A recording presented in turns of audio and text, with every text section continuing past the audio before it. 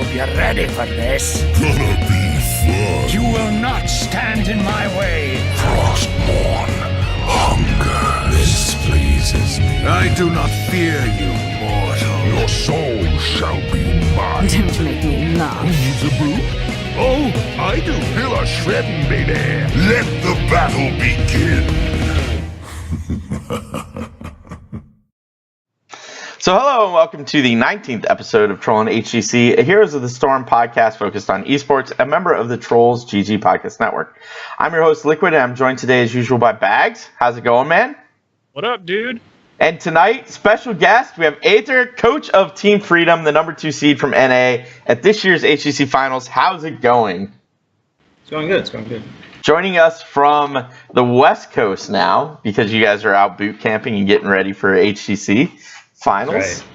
Right. Are you guys having a good time out there? It's all work, no play? How's it going? It's that, like, I would say it's like hard work, hard play, right?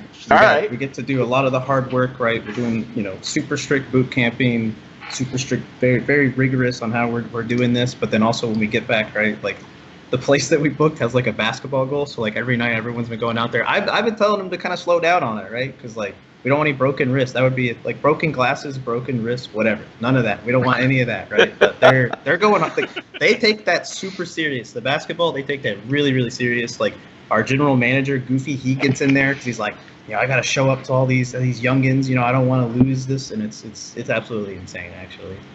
Okay, and cool. Nasmus is looking pretty tall in some of those team photos I noticed there. Goofy, or not Goofy, Zugrug used to play basketball in high school. So he is a leg up on everybody. Like, he just shoots three-pointers all the time. Like, everyone else is super uncoordinated, so they, like, don't even shoot. They try to dunk because, like, everybody's tall on this team, man. It's insane. And the 2-on-2s get a little vicious. It's good, though. It's good. Like, I'm happy to hear that they're doing something other than just, like, nonstop scrimming and et cetera. So that's good. All right, so before we get too much further into the show, I do want to thank our patrons over at patreon.com/trollsgg. We share that with the Nexus Trolls, and all of the money that we get through Patreon or Twitch or YouTube or wherever you guys donate money does go into buying BlizzCon stuff. We did stop buying BlizzCon and finalize that order, so we will have lots of swag to give away at BlizzCon this year. But we are already planning to do it bigger and better next year at BlizzCon, so anything you donate through Patreon will go towards that. And our troll of the week this week is actually Bacon. Bacon has been on the show a number of times covering for Bahgz while he had to work. Great dude, always willing to help, runs his own show called Gankbush Squad with a couple other guys. Great guy. They had BBJ on there last week. So check them out too. Not while we're streaming because, our show beats Gankbush Squad, but check those guys out. They do a great show too. Oh, we have some news, so I get to play Bahgz' new news bump. Tonight, Trollin HGC presents Heroes eSports News and Notes with your hosts, LiQuiuD and Bahgz. All right, so interesting thing popped up yesterday. I think it was yesterday. My schedule's all messed up. Udall retires. Yeah, that's wild. He posted a tweet longer. GFE had their own article. I did, like, when he announced that he was making an announcement, which seems to be like the new thing. It's like you got to build the hype for your own like huge announcement, right? You got to put it out there and be like, all right, guys, in a week something crazy is going to happen. But nobody really kind of expected this either. So, I think it was definitely valid for him to put out some hype on this.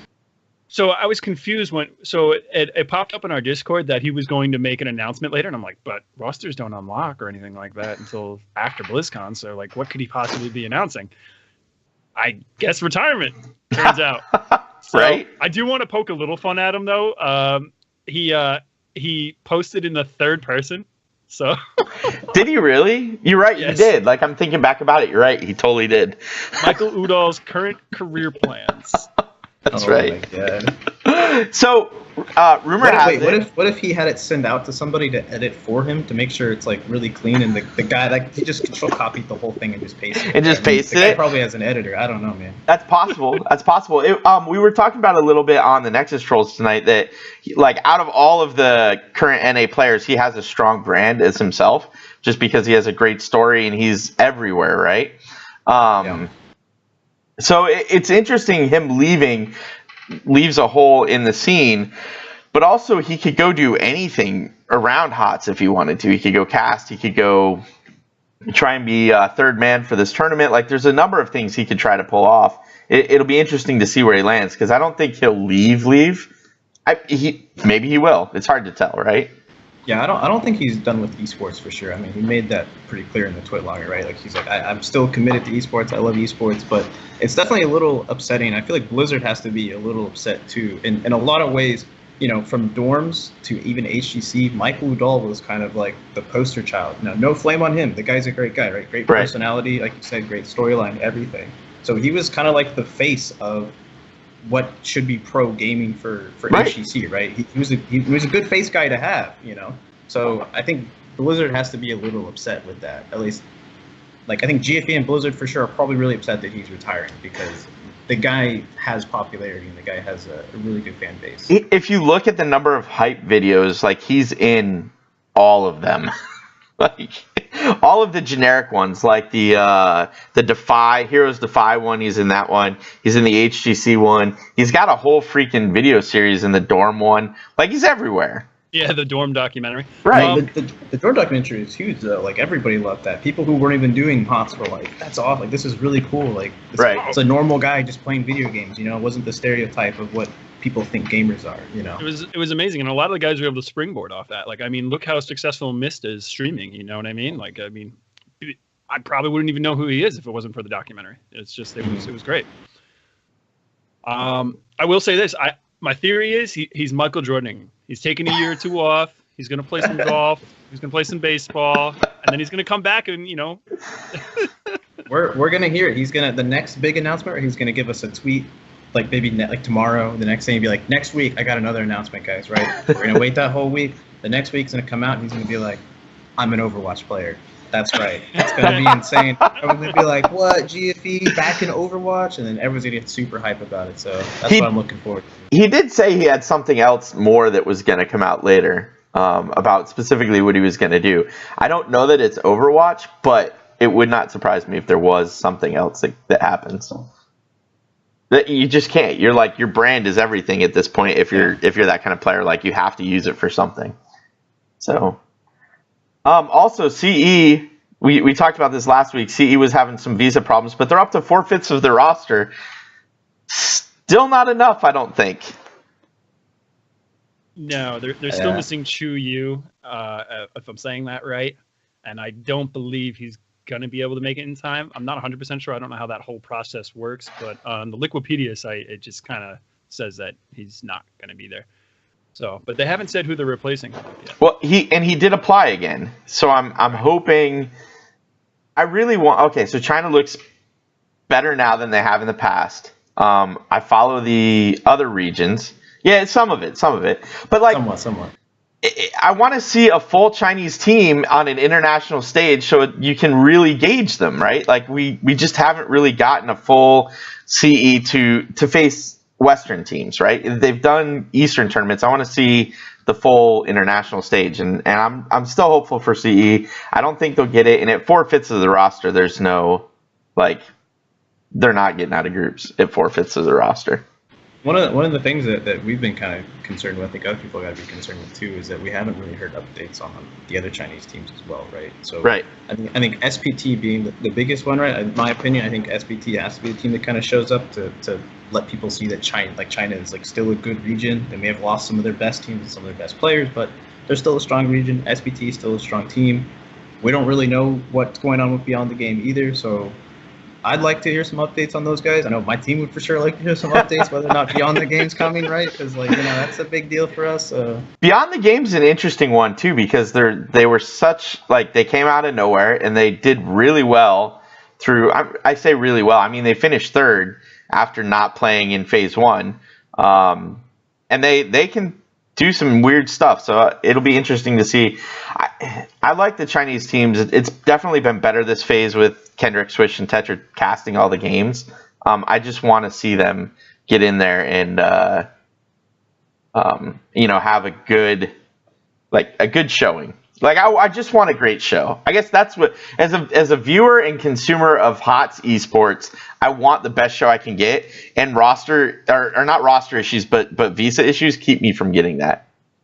Yeah, I agree 100%. Right? Like, I mean, even somebody like I want Team Fiend to make it through. Right? Obviously, I want maybe the easy win, but like in theory, right? We're all here because we believe that we're, one of the best teams in the world, right? And so it would feel almost a little cheated if we don't get to even prove that, right? Right. If we don't get to see the full form, the full strength of that team, and we beat them, does that mean we're better than them? You can't really say that, right? Right, exactly. And that's what I want everybody to have the opportunity. I want it to be a level playing field. All of my players are here. All of your players are here. Let's see who the best is today. L5 being picked up by Ballistics again. Yeah, that came out today. I almost missed that. I just happened to be going through Reddit a little earlier and came across that. So, right. They want another mount. They came back. They're like, give us another Ballistics mount. Let's go, team. Ballistics mount number 2. I don't. L5 is exciting. L5 can't win to get the mount, so I don't know. Like, I love Korean teams too. L5 can't win to get that mount, so Ballistics picked the wrong horse this time. Hey. There's probably a better chance than some of the NA teams, I mean, it's in their mind, right? That's probably why they didn't back, at least, we don't really know how much they put into this. It probably was a decent investment, I'd say, right? Right. It wasn't really cheap to be able to put your name on a team that's going to BlizzCon, right? They didn't pick them up beforehand. They picked them as they're going. So, right. This is the second year in a row they've done that. Reddit brought it up that, so on Reddit, there's always the conspiracy theorists where Ballistics is out for the easy branding because BlizzCon is where you're going to get the most recognition. Yep. But I guess I don't know what the real story is, but the other half of the story is L5 thought they could do better than Ballistics and get more money after winning GCWC last year and winning BlizzCon. So they were both happy for the contract at the end of the year, so they could try and seek a better sponsor. But then they spent all of 2017 without a sponsor, and here they are again. So hopefully, my hope is that they stick with them for 2018. Yeah, maybe. We don't really know how these contract deals go, right? Because they're all close to us. Yeah. Nobody spills any details. There were a bunch of hype videos that have come out in the last week from Blizzard.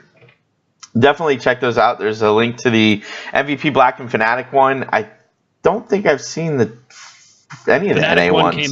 The Fnatic one came out today, and it was really good, actually. Remember when Trent was on the show and he was talking about we need to get a camera crew following these people around? And so there's literally a little mini documentary inside this hype video for Fnatic where they're talking to Breeze's mom about how her and her husband played World of Warcraft when Breeze was a lot younger. Keep in mind, Breeze is only 19 and Warcraft's 13 years old now. So he could have been I don't know, 6 or 7, and they send him to bed and they're playing World of Warcraft. Right. And now the kid's grown up and he's a professional gamer and for one of Blizzard's games. So they're probably the reason why he picked HOTS too, right? Because his parents probably I know all those characters. Right, I know this character. I know, right. And he grew up with it. And he grew up around. It's a really feel-good story. Yeah, no, it is. It absolutely is. Check them all out. Blizzard's doing a great job with these videos, and I want to see the NA ones though. Maybe I just missed it, but I haven't seen any NA videos yet.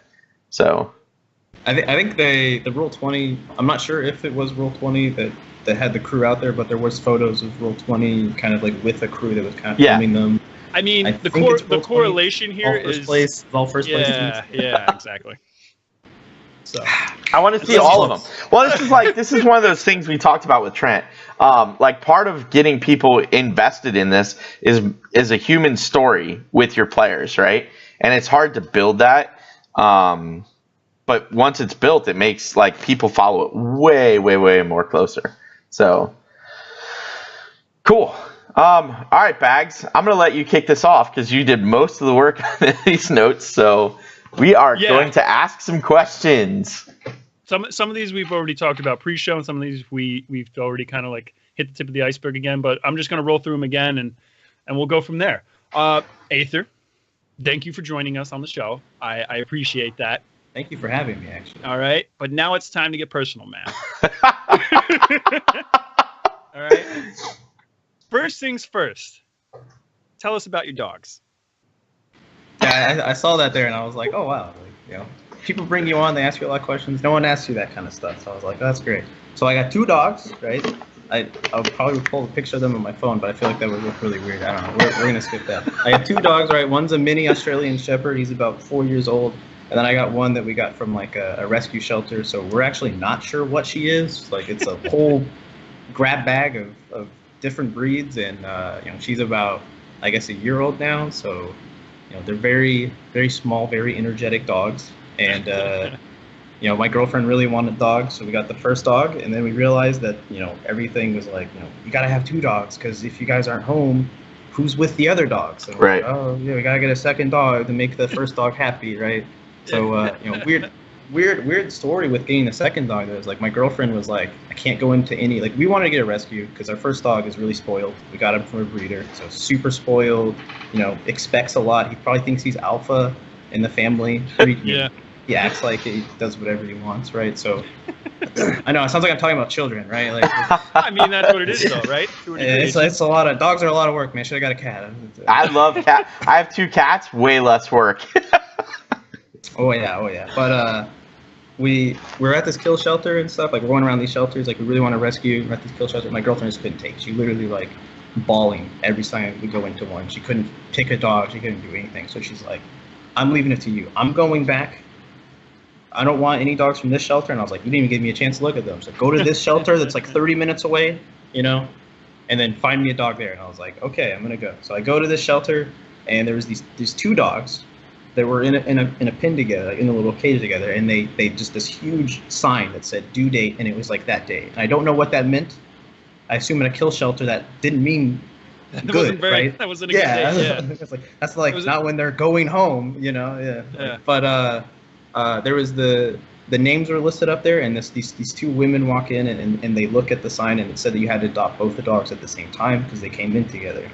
So it was an issue. So these 2 women come in and they look at it and they start crying when they see these dogs. They're like, that one's named Max. Remember how I told you? They're talking to each other. I'm right next to them looking at other dogs. They're like, remember how I told you that when I see a dog named Max, we're gonna adopt that dog because my grandfather's named Max and he passed away. And they were like, but we can't get this dog because we just want 1 dog. So I'm down the row and they're literally like, hey, will you tell them that we're all one group and we're adopting both the dogs together, but you get the other dog? And I was like, okay, sure, why not? I gotta get a dog, so I was like, I'll do it. I gotta get one anyway. So that's what we did. That's how I got the dog. But she's great. She's super like it's weird. Like she's not scared of anybody.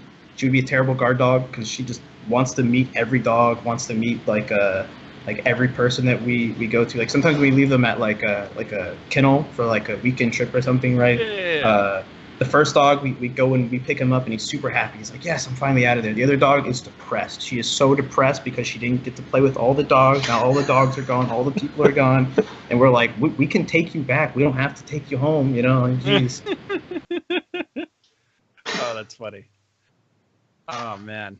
Well, that's good. I'm glad that you have rescue dogs. You saved little doggy live. And it really worked out. Yeah, it definitely worked out, hopefully. It's only been like a short amount of time, so. I guess the next question I have for you is, now that we know about your dogs, tell us about yourself. That's kind of a bigger part of me, I feel like. Once you know about my dogs, you kind of know about me. But, my name's Landon. On Twitter, I was going as Landon Baker, and people were telling me I need to change my name because nobody knew who they were talking to on Twitter, so that was the thing. I'm 25 years old. I worked as a machine programmer for an oil and gas company. That's what I do during the day. I get to do a lot of stuff at home. I love esports. I'm absolutely passionate about esports. I think esports is fantastic. So, so here I am coaching, Here's the Storm. So I have a question before Bahgz goes to the next one. Unfortunately, your laptop camera is working because I found a sweet picture of you on your Twitter feed that I was totally going to use if it wasn't. And that is you with a gigantic sword. Oh, yeah. I mean, that's the other thing that I like. I love Game of Thrones, man. When we were in Europe, we got to go on a Game of Thrones tour. Yeah, that's ice. Yeah, I was super excited. That's awesome. I definitely recommend if anybody goes to like Ireland, do a Game of Thrones tour, because that's where the first season was, right? So they take you over all these sets and all these places and stuff. So it's really awesome. That's wild. I need to find this photo now. All right, well, I'll ask the next question while Bahgz looks for that photo, because it was all I literally had it downloaded and cropped and ready to go. And then you're like, oh yeah, I'll be on my laptop. I'm like, all right, that's cool. Thank God I brought the laptop. All right, so what got you into Heroes itself? So at the time when Heroes kind of came out, I was doing some gaming stuff. I was working for this guy named Angry Joe, who's a YouTube guy, right? So me and a couple friends, we were kind of this crew of people who would go and kind of make him, like, get him clips of games. We play games, whatever game it was, right? So we were kind of a small group that was working with this guy. And when Jesse Cox entered the Heroes of the Storm scene with Stellar Lotus, I'm sure you guys have probably heard stories about that great group.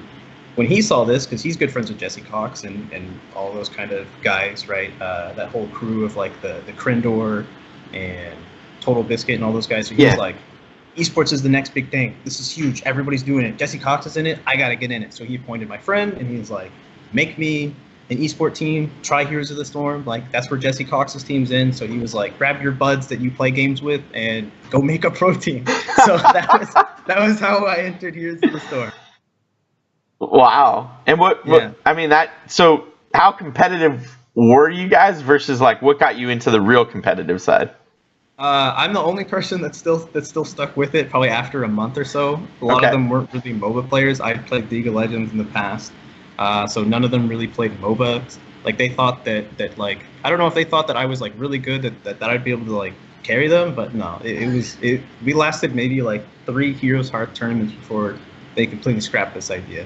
And after Stellar Lotus had horrible fallout, so that was the other thing that scared RA from not wanting to do it. Well, and so Heroes Hype is, I gotta give props to those guys. They're running a tournament right now. Actually, their amateur series is going right now because Heroes Hype Tempo Storm finished up last week. But those guys are doing incredible work for the amateur scene in NA, and they've started expanding into Latin America and EU right now to try and also build. I don't know that EU needs help with its amateur scene.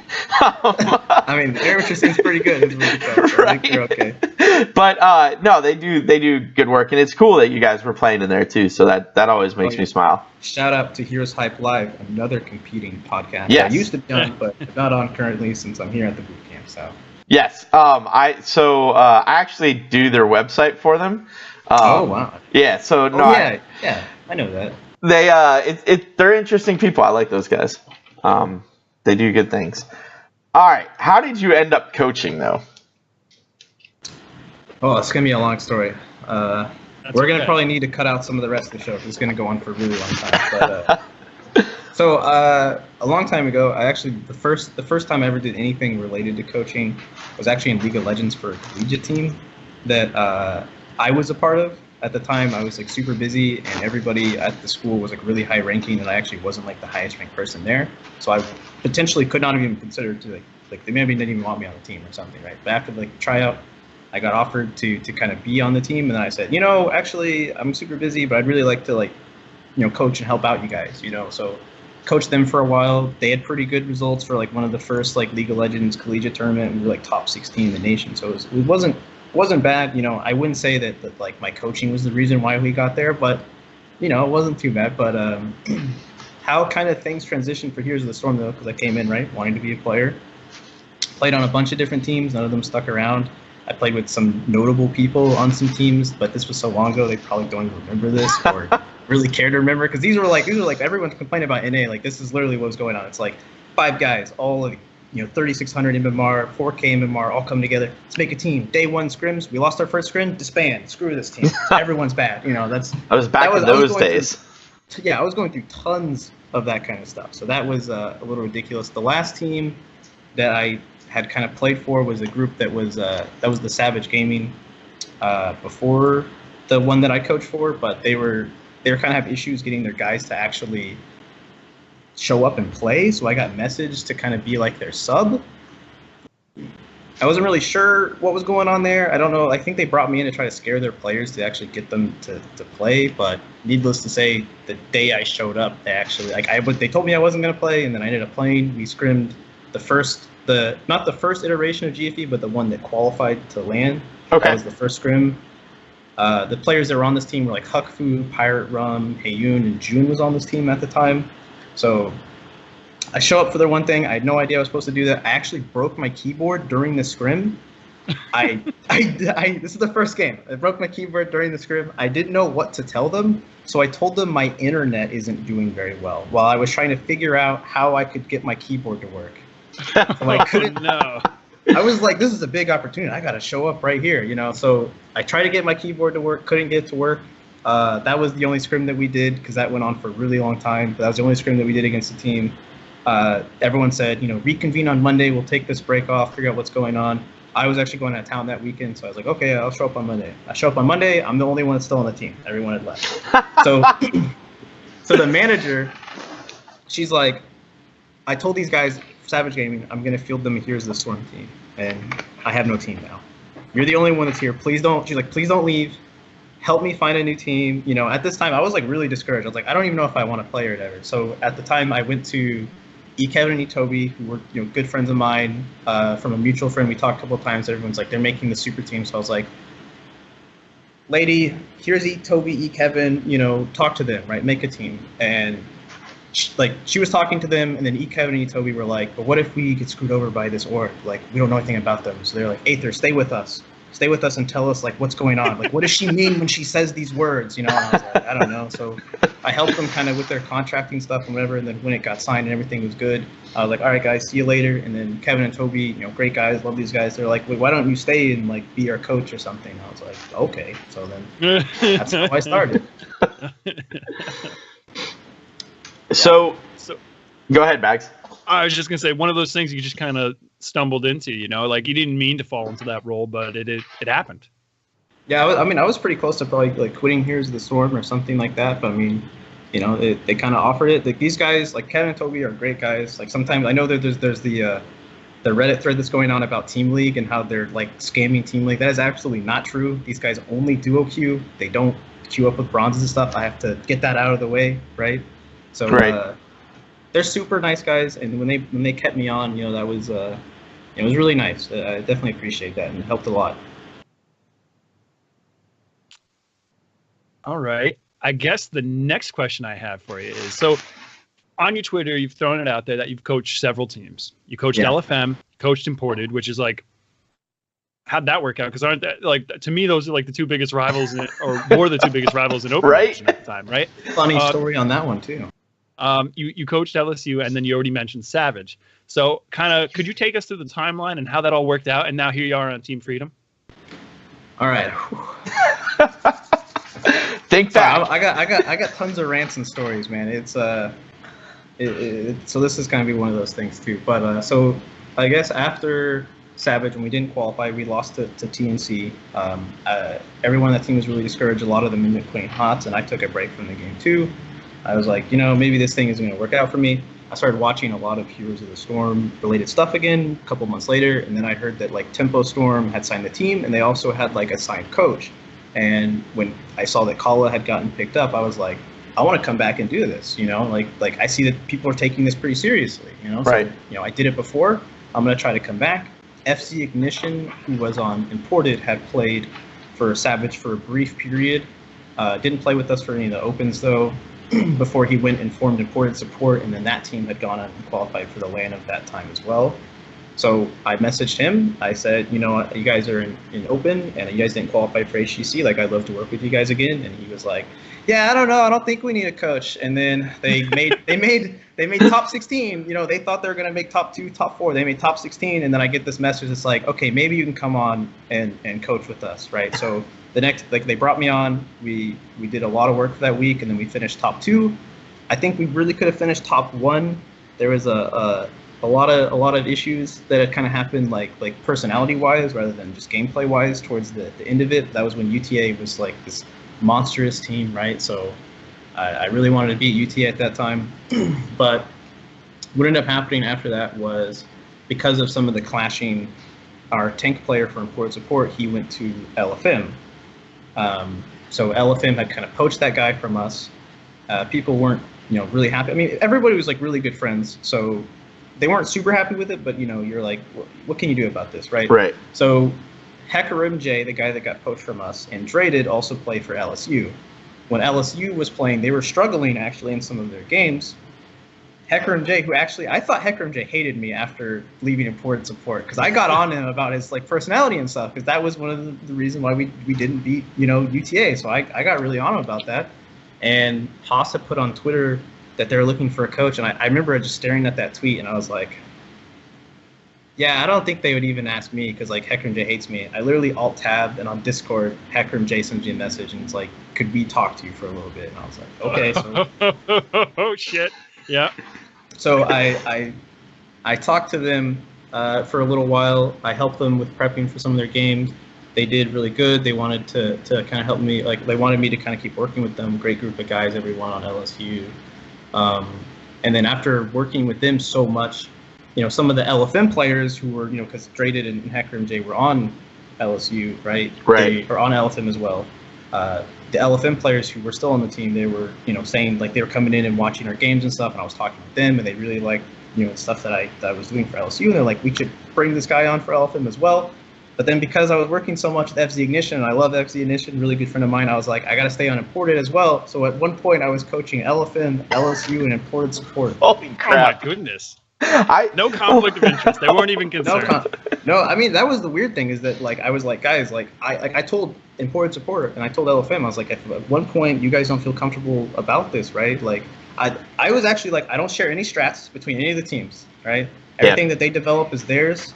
I wasn't technically signed by anybody, until a little bit later, so I didn't have an NDA on anything, Right. Anything like that. But yeah, it was great to work with all three of those teams at the same time. To be honest, it was super awesome. So, but I did tell Import, I was like, if you guys aren't comfortable with this and you want me to just stick with Import, let me know. And they're like, it's not a big deal, whatever. Because at the time, everybody was like, we're all going to lose the UTA anyway. So if one of us beats UTA, that'd be super awesome. So at the start of that split, man, they looked so dominant. Oh, I was calling for them to win all the way through and go to Crucible at the start of that split.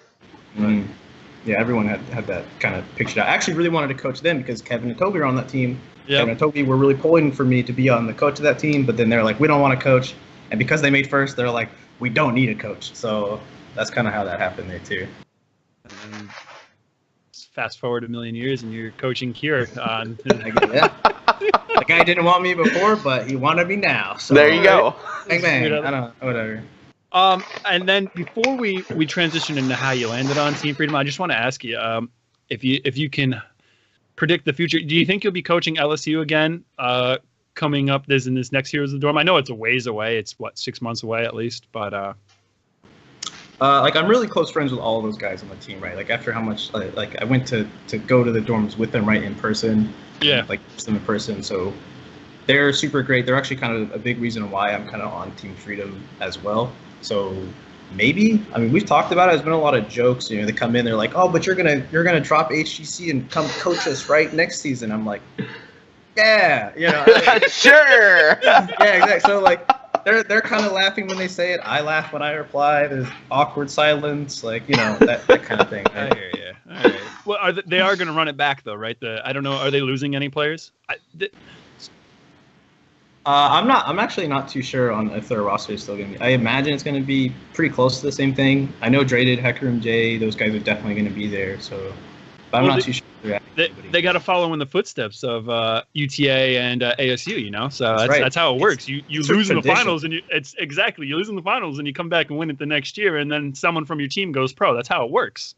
Yeah, that's definitely that's. I hope that does happen. Actually, Udall, Aka, Cure, and now we just need Draded or Hacker MJ, right? I really hope Draded make the guys. So I really hope it broke my heart when I saw that tweet he threw out there last week after they lost in the Crucible. Because he was just it's so disheartening. Just to lose in the Crucible, and then the case split before losing in the Open Division when it was single limb. So, all right, now that I've gotten that tangent out of the way, how'd you end up on Team Freedom? You said that the guys from LSU helped you out there. Yeah, so another long story, because these are all just really long stories. A lot of this is just kind of by chance and coincidence and whatever. So when I was going on I told you about how I went to Ireland, and then so I went to the Bahamas, Ireland, and London, which was a really long time. I still wanted to kind of stay coaching. Like the trip. It was a super long time, and changed me as a person as well. Just being out of America for so long. But one of those eat, pray, love journeys.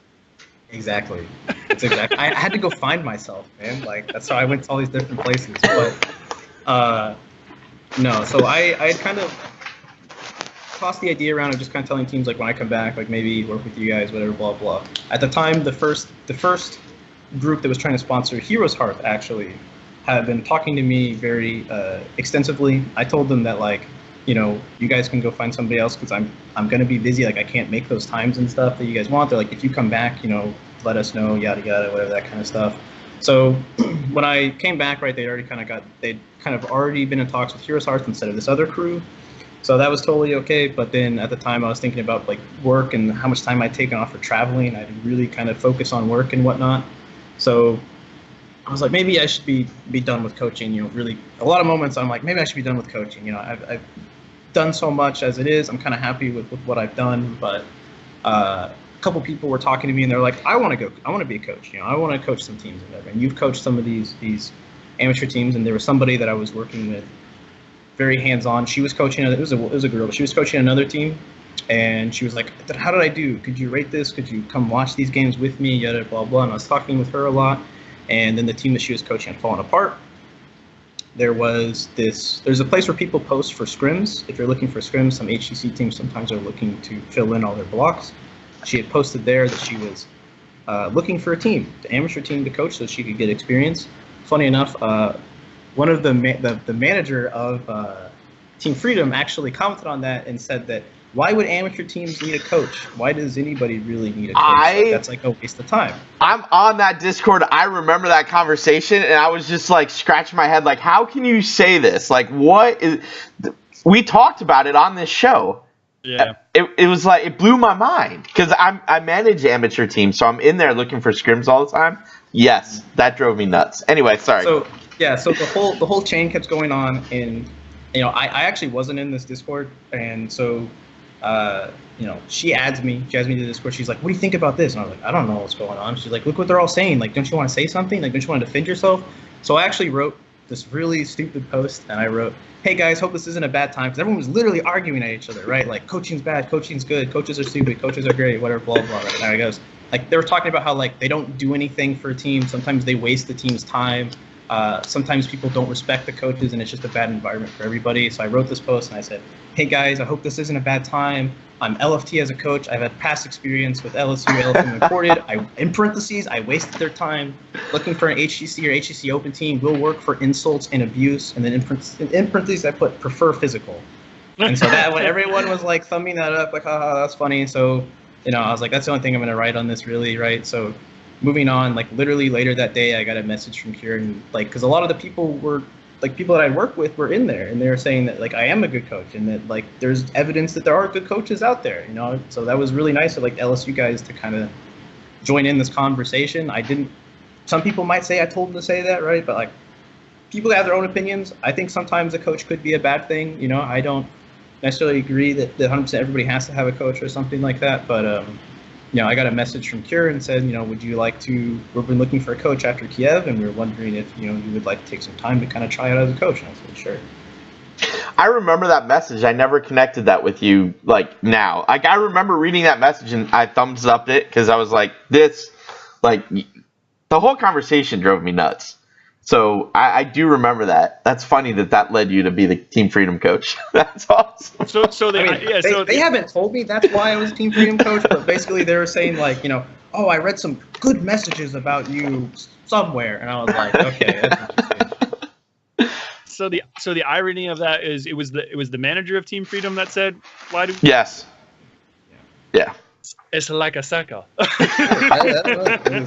It was that I didn't expect it. I didn't expect anything like that, right? So we're pro coach here on Trolling HGC. It's obviously not everyone is cut out to be a coach, and if you it's not an easy role to fill, because listen, there's a limited player pool as it is that has the capability of playing pro. So now, it's not, I don't know, it's tough. The the player pool small enough as it is. It's hard to find someone who can analytically approach that game at the same level as the pros. So, all right. So I want to ask Ishbu's question, but first I want to call out to Ishbu that yes, those are the things I also think are most important. The coach is that single point of keep the team in line. This is what the team needs to do, and that like you guys need to be working on these things.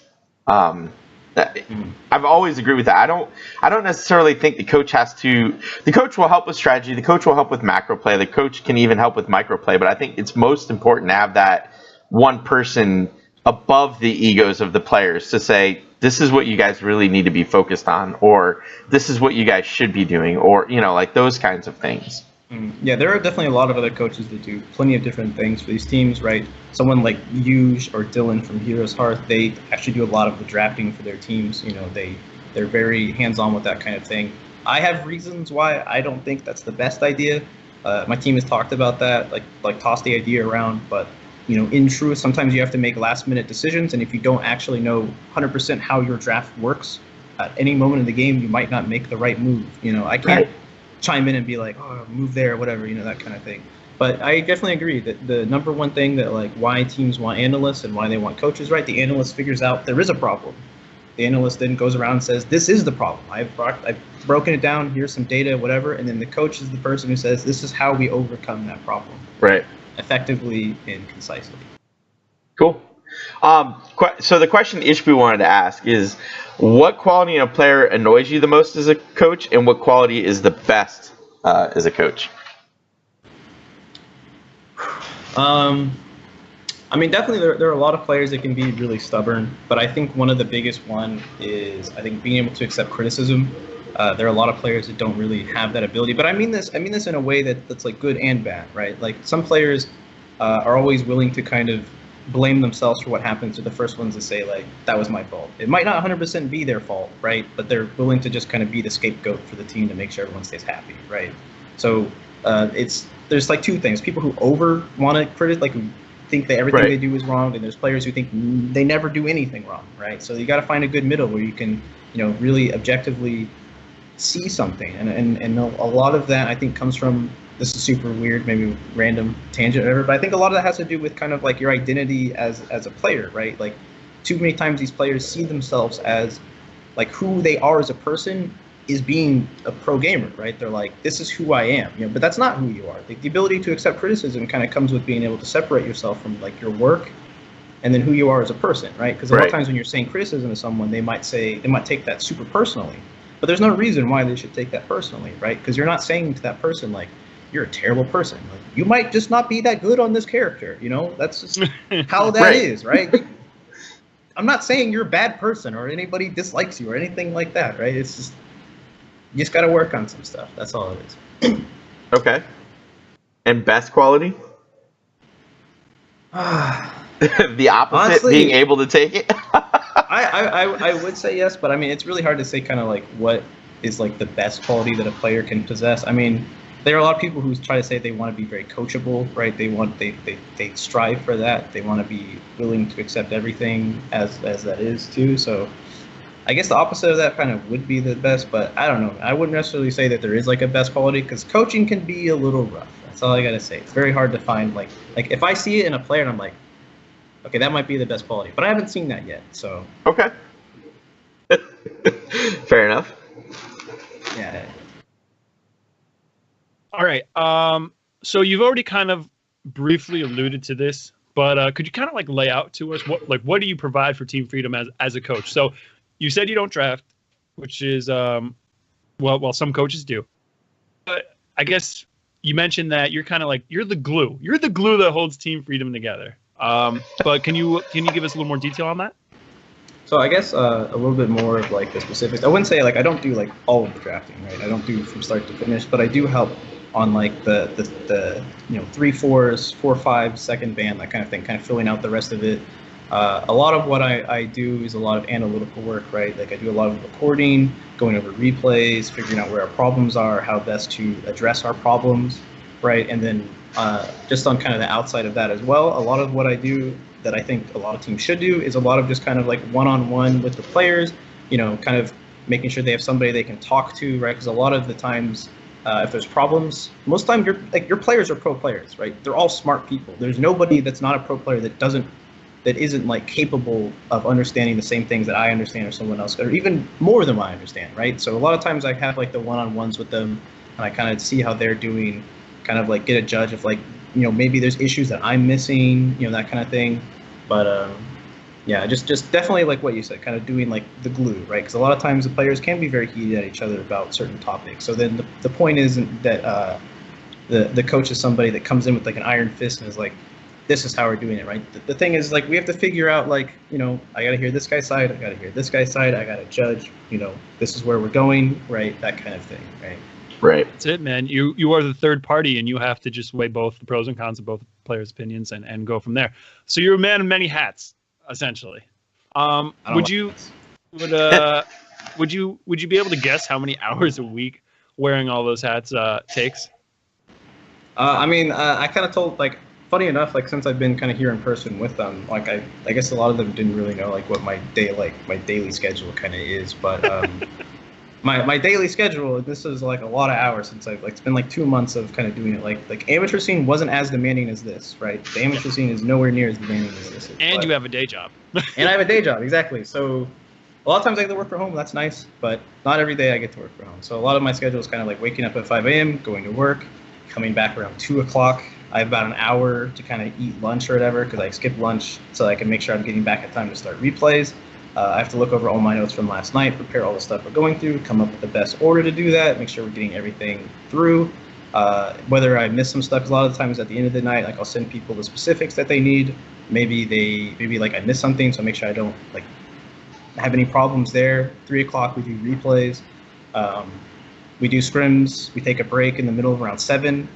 A lot of people are like, Aether, you only eat 1 meal a day? I'm like, yeah, because 7 o'clock dinner time, that's when I spend time with my girlfriend and my friends and people. Like, I don't see them most of the time. So, like, I don't even eat. I'm just like, all right, what's going on? Like, let's hang out for this hour, Then after that hour, it's back to scrims, and then 11 o'clock, finalizing anything I may have missed. Sometimes you might miss some stuff and go back over some of your notes and get everything finalized, for tomorrow, and then go to sleep. Hopefully before the early hours of the morning, but not every night. Sometimes you get, if you're passionate about this, right, and this is kind of how I was with work, when, like, what I'm doing now, sometimes you have to put in those like, I'm just not going to sleep today, Right.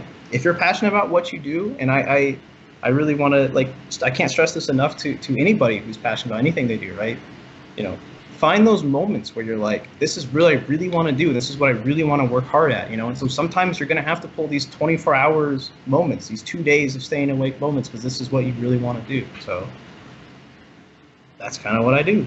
That's awesome. And that's really insightful, though. Like, so a lot of listeners right now, they probably didn't know that, right? They had no idea what happens behind the scenes with the coaches, right? They don't know what they're doing. They don't know how much work's going into this. And I'm sure that, like you said, the players didn't even know this. So thank you. The other question I have for you is, obviously some big name teams don't currently have coaches. I'm thinking of Roll20, Gale Force didn't have a coach. Fnatic doesn't have a coach. You already alluded to it, and I guess it's probably a redundant question at this point. So we don't know if it's like, is it a lack of desire, or they just don't need one, or is it just a little bit of both? Do you have an idea? I doubt with those orgs, I doubt it's a fiscal thing. It's not like they can't afford to have a coach, or however that works. Yeah, I'm not really too sure on the specifics of it, but like I do know a lot of the people who work the behind the scenes on a lot of these teams, right? So Roll20 has a manager who kind of does half of what a coach does anyways. The guy's just kind of like me, and kind of people like Kala who work 2 jobs and also are super motivated to do this. That guy, that's what he does. So he pops to in him chat. that he hasn't boss, been. Yeah. So like it's interesting. They don't really like.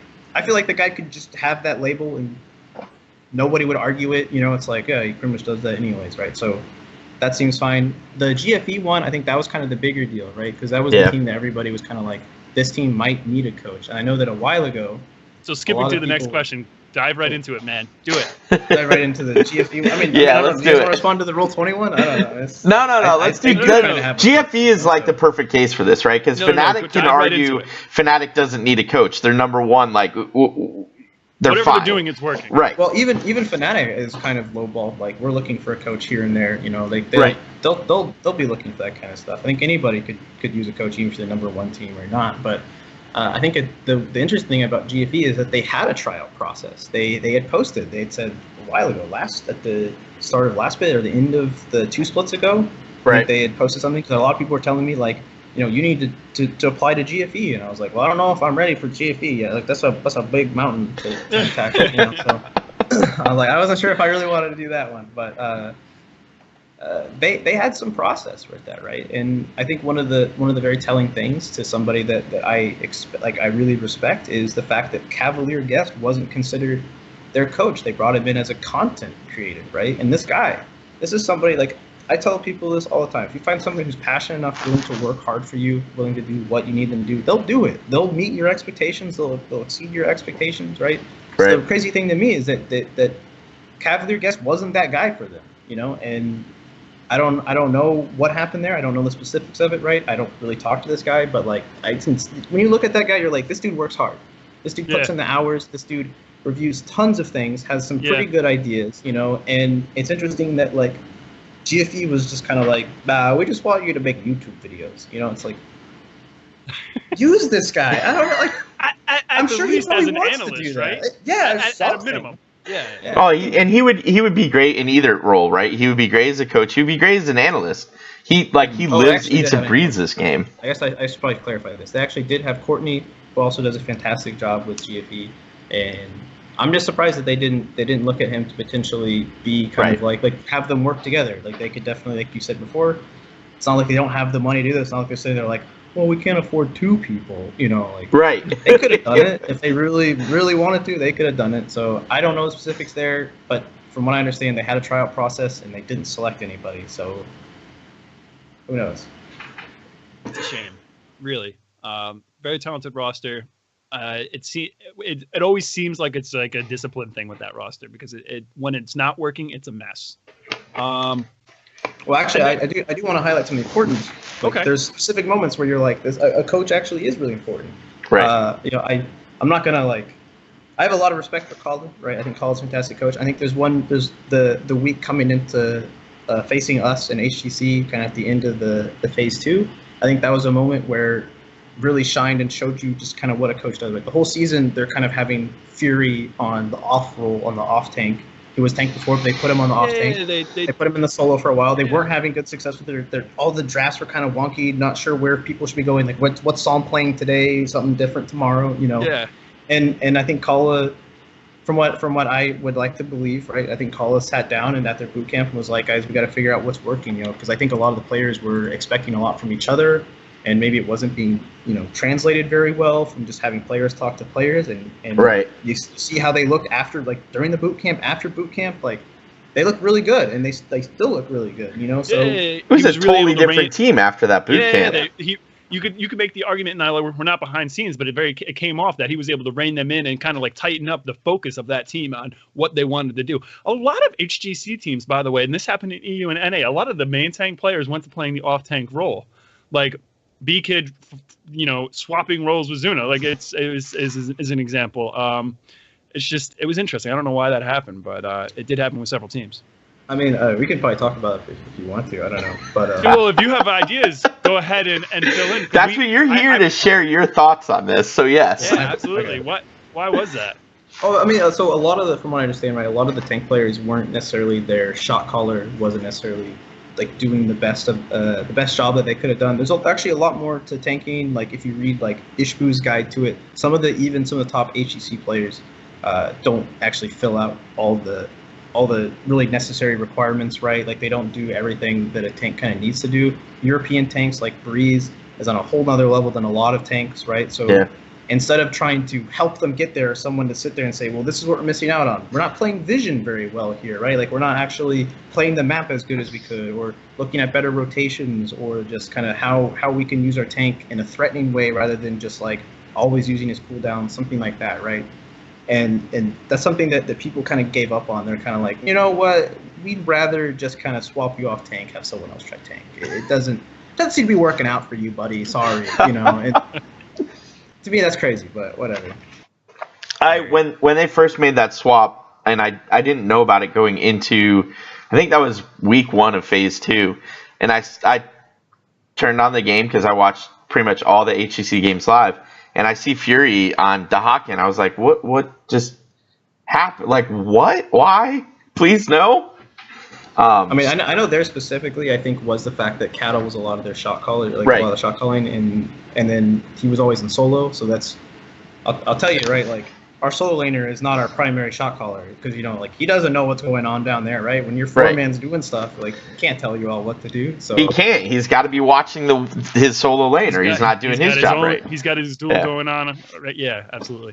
But it seems interesting to me, then, instead of kind of like saying, how can we improve Fury to do shot calling? You know, I don't know specifics. I'm not on that team. Right. I don't know what's gone on there. Maybe they tried it, maybe they didn't, but we don't know anything. I just kind of like, I noticed it. One weekend watching, I was like, so Srey was back to tanking, Urho was off tanking. It was like Zuna was tanking. You know what I mean? It was a trend on several teams. It happened on Tempo, it happened on Superstars, it happened on Magav, and then even on TG. Even on EU. Space Station, they got rid of their tank and switched their melee to the tank, and then brought in a tank player previously to play on the melee. So. Right, it was bizarre. He shouldn't have been a tank to begin with, but yes. Poor Equinox. I feel for that guy, exactly. Man. He was put in a really he's put in a bad spot. The last thing I wanna talk about is well, not the last thing. I've got so many questions for you, Aether. But the last thing I want to talk about, coach speak for a little while, is so NA coaches getting hired by big-time EU orgs, Zeus, Navi. Do you think there's a reason why EU teams are taking on NA coaches? Which is, to me, it's interesting, as EU right now is, the strongest region in the world, arguably with Korea, right? Taking on from a lesser region. Hashtag. Yeah. I agree. Air quotes. Like results speak for themselves, right? You don't have to it's not like an air quotes, right? Results speak for themselves, right? So do you have a theory as to why that's happening? I mean, I feel like there's a couple of theories kind of hovering out there. I mean, you could make a lot of different arguments for it. I think the NA coaches might just be strict coincidence on just having these very capable people who, like someone like Zeus, who is a very capable player, could still play, competitive if you really want to, right? These people who are very passionate about what they do. I can't speak personally about Nabi since I don't really know him, but I would imagine that these are just guys who are super passionate people about wanting to be a coach, and there's a good chance that maybe they're willing to work for a little less than some of the EU players. Maybe this was like they could get him at a better deal. I don't know. Like it's always possible, right? I mean, it could also be the fact that like maybe some EU players don't think that they could be coaches, and the NA players are, we're known for our confidence where it might be misguided, right? So you might sit there and be like, I'm the best coach in the world. I could definitely do this. I'm going to go apply to all these EU orgs and stuff, and then that's just how it happens. I don't know. Right. The dream was to get Nabi on the show here with you right now, but it didn't work out. He's in Korea. He's busy. We're hoping to get him on after BlizzCon, and we'll get to speak to him. Yeah, it would have been an interesting point and counterpoint for some of these things. Oh yeah, I definitely want to know how that all happened, right? Like that's pretty crazy. And congrats to that guy too, right? Dignitas, fantastic org as it is, and a fantastic team. Team. So congrats, man. Like I know people were saying like, who's Navi? I even said I don't really know Navi, but like, congrats either way, man. So to step away from coach speak for a little bit, BlizzCon, man, you're going. I mean, you guys are going to play in the Blizzard LA arena first, and then all things going well, you'll be at BlizzCon on the stage. You excited for that? If all things go well, then yeah, that would be that's the ideal. Dream. Yeah, that's the dream. But who knows? Blizzard sometimes is really finicky with their rules, so you never really know what's going to happen. It's like a crazy roller coaster of like, are we doing this? We're not doing this. We're doing this. We're not doing this. Okay, whatever. And it's eventually you just kind of show up and you're like, I'll go wherever, Tell us where to go so we can play the video game. Yeah, we're just here to play video game, exactly. Yeah. Now, for anyone who follows you guys on Twitter, you guys they know you're boot camping at eSports Arena in Santa Ana. Could you let the listeners know how that's going so far? Esports Arena is absolutely insane. I will say shout outs to them for letting us do this, but I'd also have to kind of put some warning to anyone else who might be going there. These guys have events every single night. I don't know how they're able to do this, because like we all sat around and we're like, we didn't even know like Smash was like this insane as LAN events. You know what I mean? Like there's so many people here. There's so many people coming out. It looks all really fun, right? We're also trying to scrim, and it's very hard to stay focused when all this fun's going on downstairs, but we're taking this super seriously. So we had to actually move up some of our scheduling. We had to do, and I really appreciate the team being able to be like, yeah, we'll wake up earlier to scrim you guys. So that was nice of them. Shout outs to those guys. But yeah, it's been tough, but it's definitely been. I would say it's definitely been good that we're still doing this, right? Absolutely, and thanks to Team Freedom for hooking you guys up with that. Definitely shout out. Like a no-brainer. Speaking of scrims, we talked a little bit about this before the show. How have they been going? Obviously, all 3 European teams are in Korea right now. They're currently getting placed in Wood League as if you follow Twitter closely. Yeah, like Silver and stuff. Yeah. Like it's crazy. How have they been going? Could you tell us a little bit about that? What teams you're scrimming against? How they're going? Fill me in, man. I mean, scrims are going well. I think for the NA teams that we have been scrimming, I would say that things feel like my team's definitely discussed this. That a lot of times when they're in these scrims, are like, man, that felt like an HGC level match, So I think NA knows the kind of predicament that they're in, right? All the teams went to Korea. We didn't go to Korea. We're here, and we have to make the most of this, right? So I think everyone's definitely there to put in the like 150% effort that it needs to be, but it's definitely been a little stressful in terms of like how the meta might be developing while China, wildcard teams, Korea, and EU all scrim each other. So yeah, it's kind of depressing. So like for like the mid-season brawl, all those guys were able to get together and play against each other. They were all in that big LAN center. Every team was like boot camping in the same LAN center for mid-season exactly brawl. Yeah. Not able to do that for BlizzCon, unfortunately, right now. So you're only facing NA teams, which is kind of a bummer. Are you facing any of the other NA teams that are in BlizzCon, like Tempo Storm or Roll20, or just facing teams that are, in the off season? Well, some of the teams that didn't make it to BlizzCon are scrimming, but we are not actually scrimming them as of currently. We kind of have a very strict schedule on our 3 teams and kind of pairing off with them, right? So, or the other 2 teams and kind of switching off with them. So okay.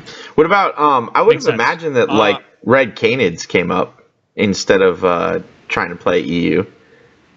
Oh, I mean, there's been some talk of kind of like finding them, but the thing is, a lot of these teams aren't really coming to NA to like scrim, so they're still kind of on their ping, and that's still kind of an issue. Right. But, yeah.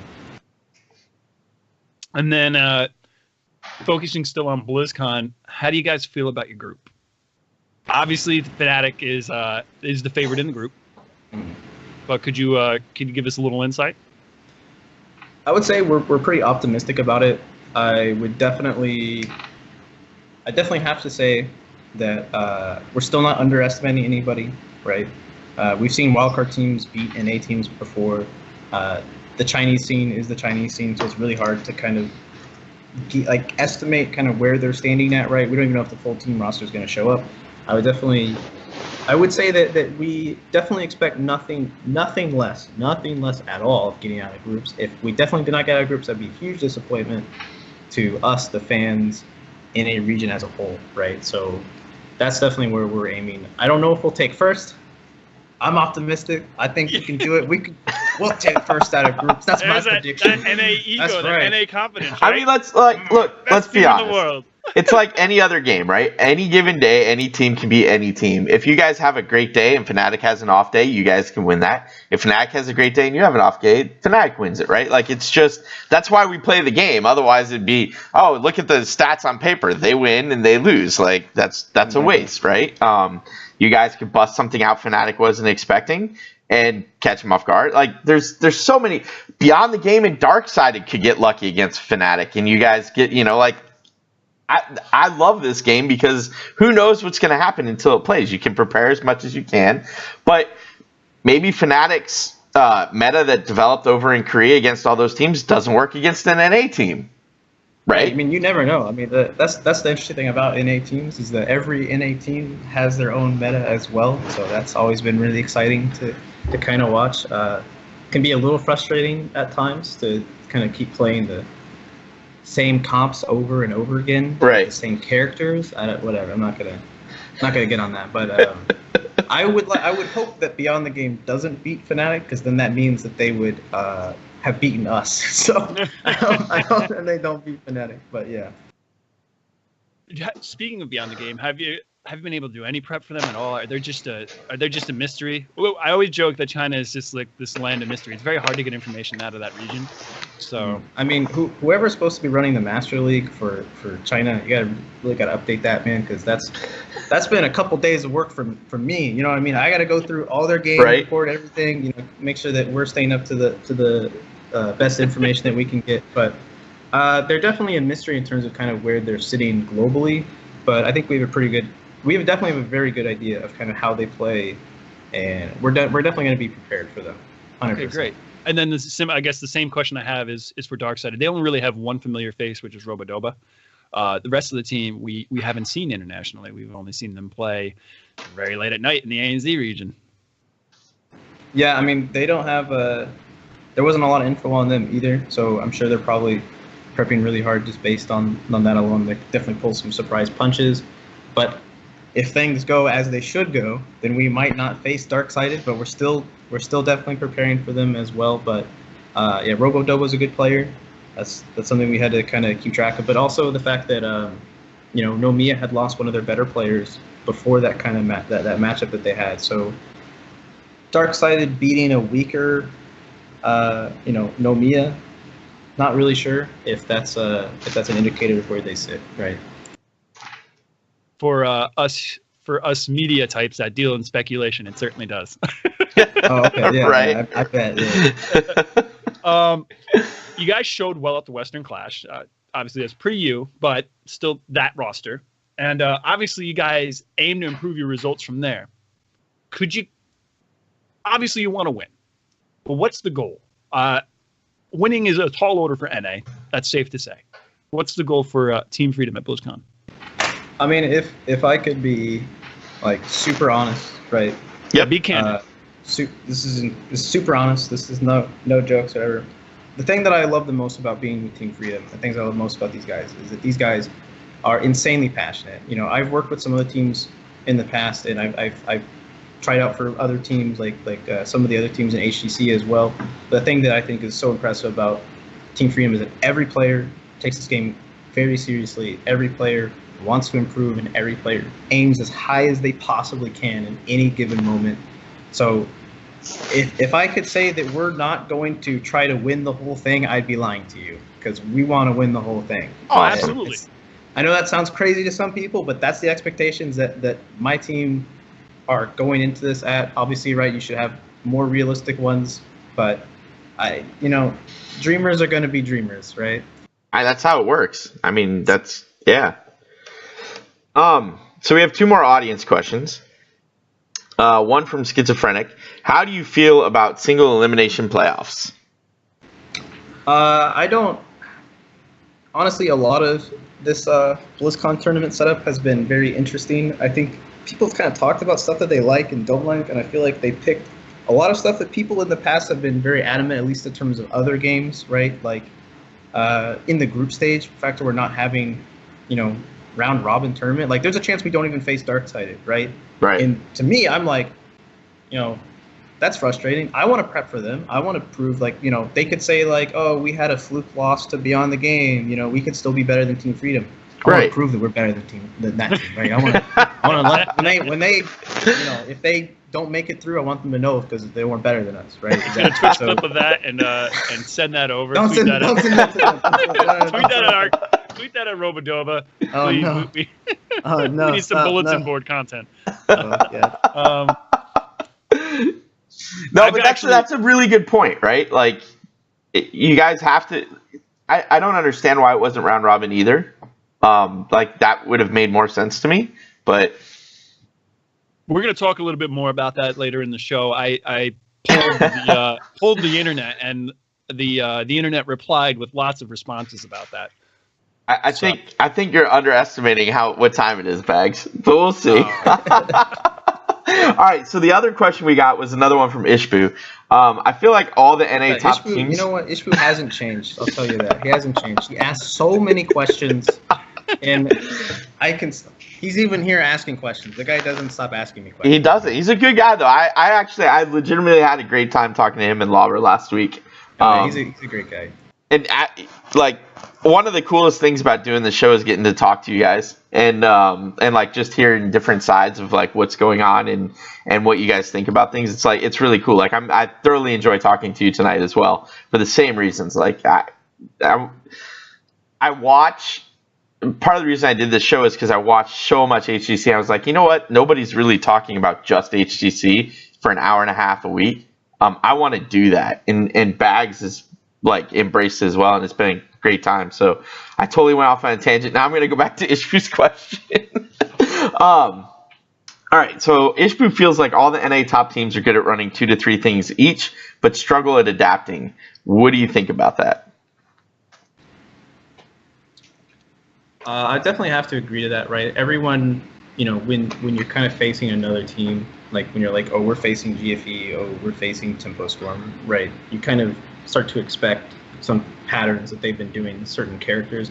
I think a lot has to say with the versatility of the team itself and their kind of willingness to explore other options. The thing that I've been trying to push very hard when we talk about drafting and we talk about kind of how these games played is like, what could the enemy team have done to counter what we're doing, right? Like we can't expect every team to be able to draft at the same level we do or play at the same level we do. Right.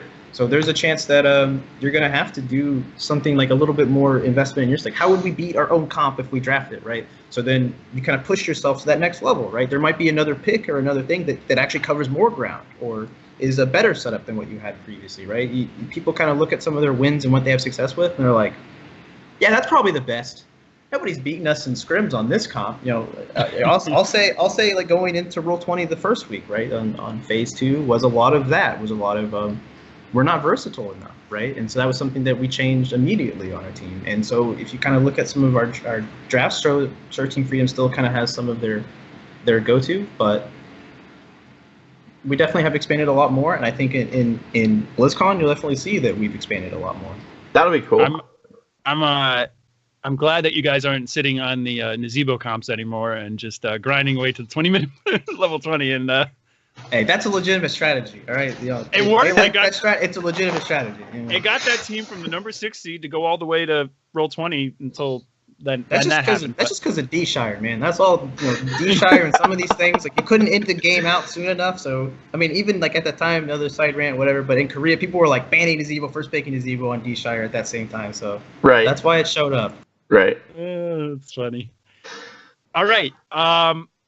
That concludes the interview portion of the show. We're gonna have to.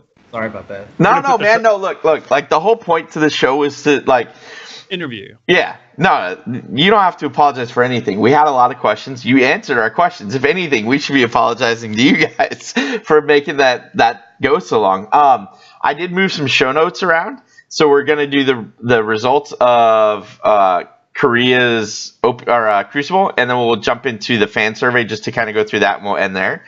No apologies necessary. You being here is what we were looking for in answering questions, so thank you for that. All right, we did have one HGC style event this past weekend.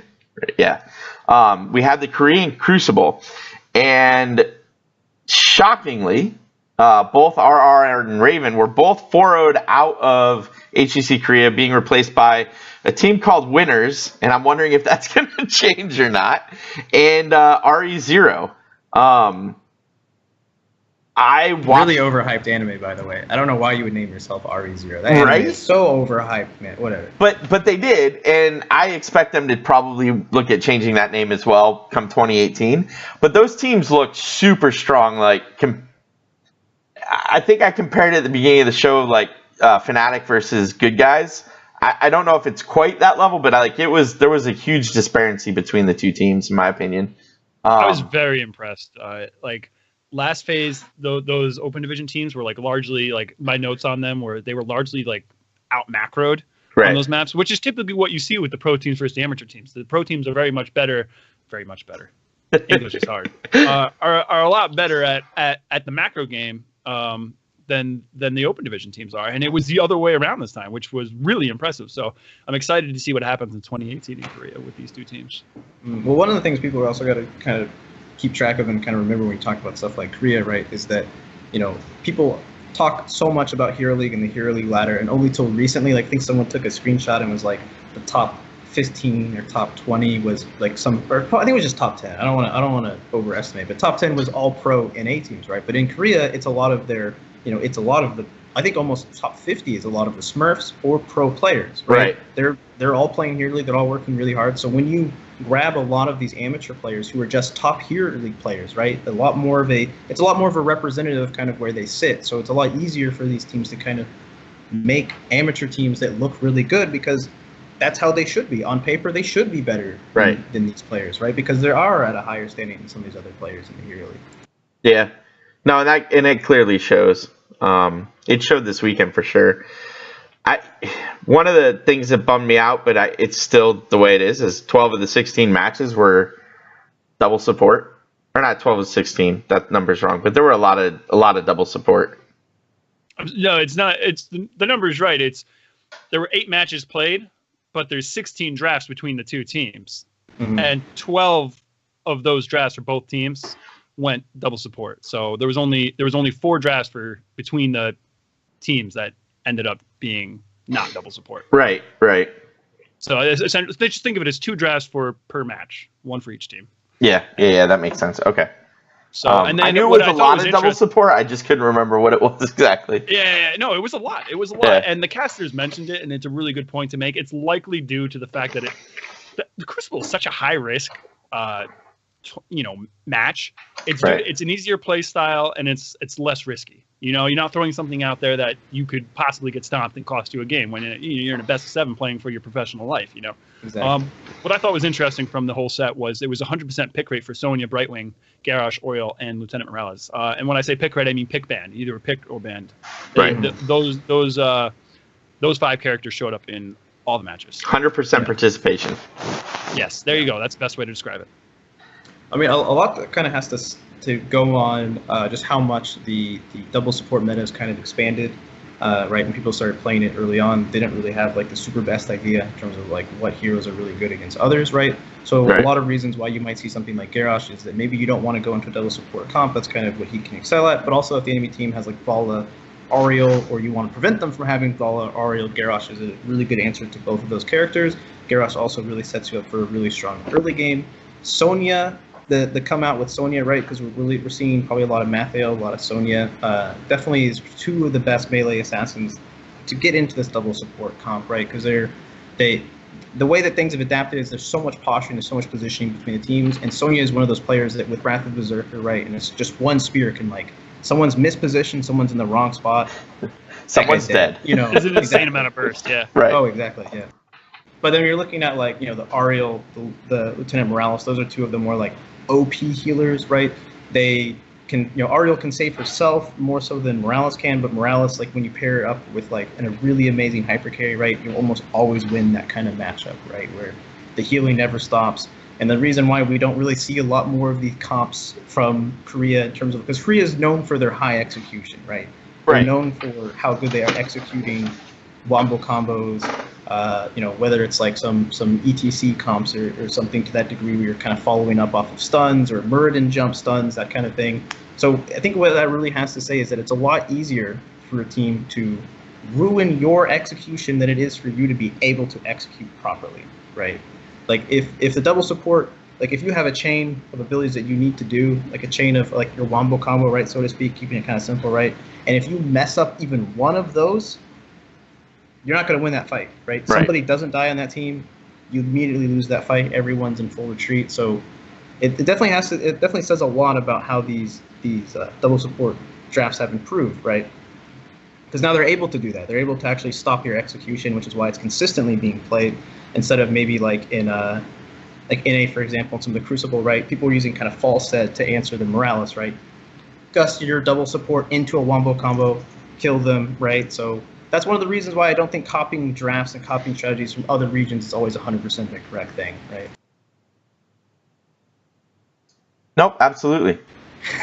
Sorry, I think I just like No, stopped no, and no one expected that. No, it's all right. It's okay. It's all good. It's all good. All right, so Bahgz, you did a survey, right?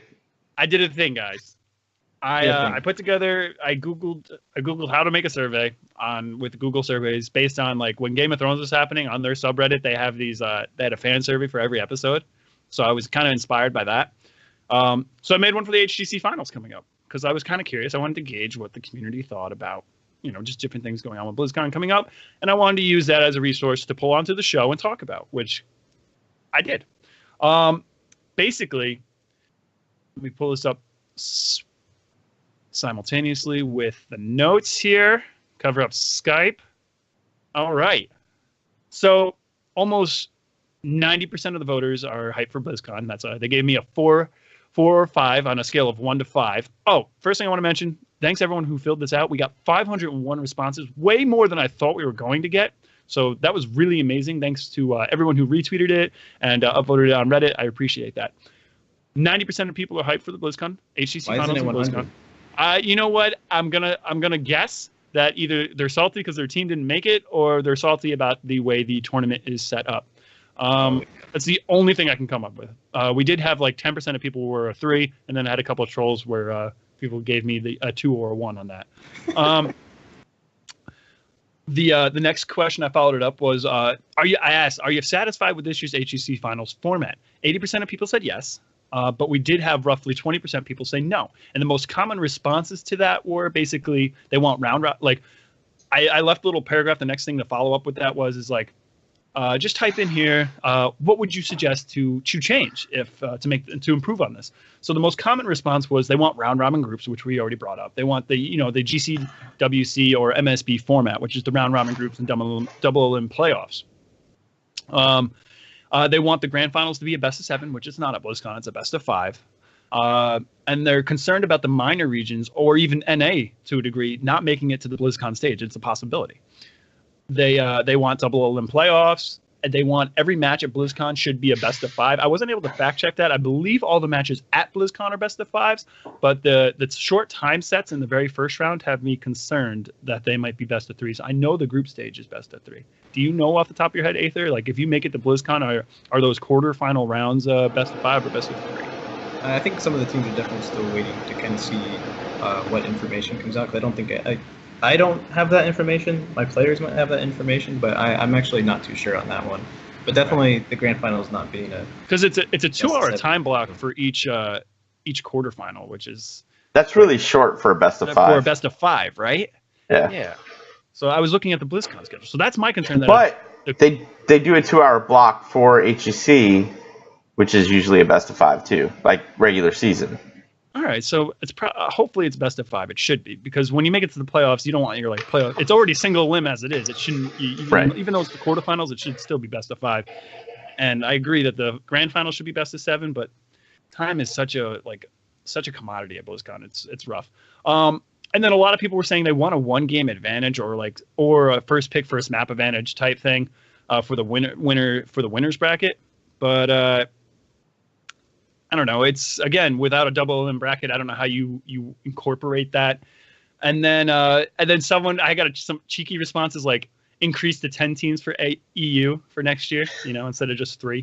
Maybe that might be better competition. I don't know. We'll take all 8 HGC teams and the top 2 Open Division teams for BlizzCon, and then you could the rest of the world can figure out how they want to divvy up the other 6. The other 6 slots. I think top Open teams should go to LANs, so I'm supporting this because then maybe we'll see more LANs come up in April. I definitely agree with. There we go. Top Open teams should definitely go to LANs. Like the Crucible should be on a LAN. At the very bare minimum, the Crucible should be on the LAN.